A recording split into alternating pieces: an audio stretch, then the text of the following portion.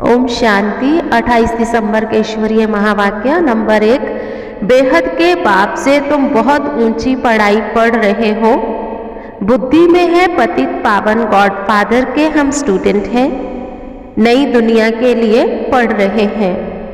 दूसरी बात, जो बहुतों को अपने जैसा बनाने की मेहनत करते हैं, सर्विस का सबूत देते हैं, उन्हें रूहानी गवर्नमेंट बहुत बड़ा इजाफा देगी।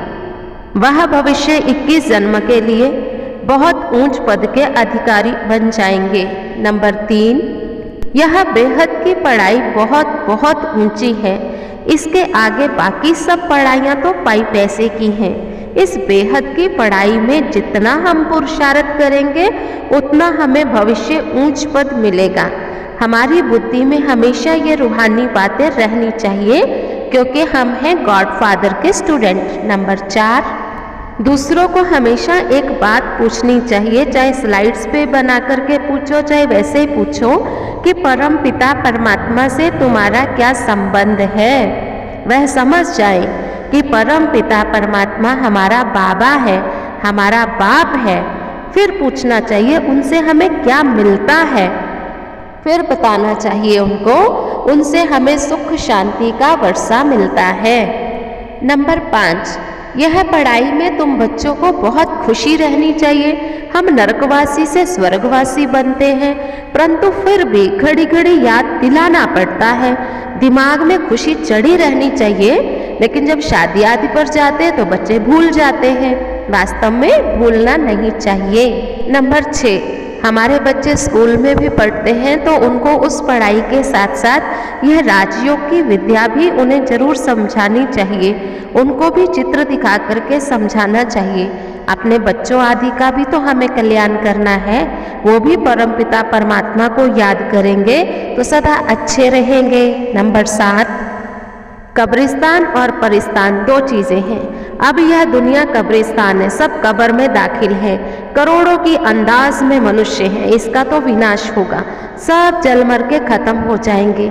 नंबर 8, तुम बच्चों को अपने को आत्मा समझना है और अपनी दिल एक बाप के साथ ही लगानी है। आत्मा जो है चैतन्य है। शिव बाबा भी मनुष्य सृष्टि का बीज रूप है। आत्मा भी चैतन्य है, एक शरीर छोड़ दूसरा लेती है। आत्मा में 84 जन्मों का पाठ है, इसको ही कुदरत कहा जाता है।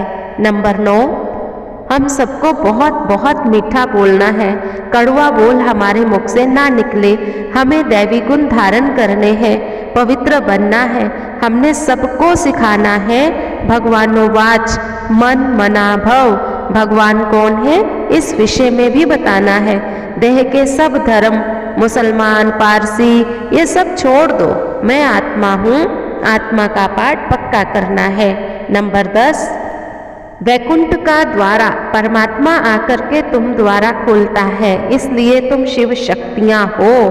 पांडव भी हैं लेकिन शिव शक्ति सेना कहा जाता है ना।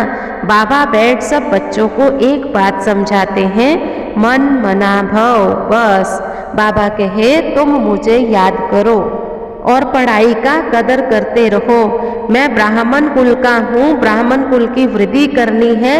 बच्चों को महादानी बनना है, शंख ध्वनि भी करनी है। अच्छा, आज का वरदान, विकारों रूपी सांपों को गले की माला बना देने वाले सच्चे तपस्वी भव। ये 5 विकार लोगों के लिए जहरीले सांप हैं, लेकिन आप योगी तपस्वी आत्माओं के लिए यह सांप गले की माला बन जाते हैं। इसलिए आप ब्राह्मणों के और ब्रह्मा बाप के और शरीरी तपस्वी शंकर स्वरूप के यादगार में सांपों की माला गले में दिखाते हैं। सांप आपके लिए खुशी में नाचने की स्टेज बन जाते हैं। वह अधीनता की निशानी दिखाते हैं। स्थिति ही स्टेज है, तो जब विकारों पर इतनी विजय हो तब कहेंगे सच्चे सच्चे तपस्वी। स्लोगन है, पुराने संसार व संस्कारों से मरना ही जीते जी मरना है। और आज का स्वमान, मैं तपस्वी हूँ। तपस्वी अर्थात अधीनता नहीं, अधिकारीपन की स्टेज, इसे कहा जाता है तपस्वी। ओम शांति।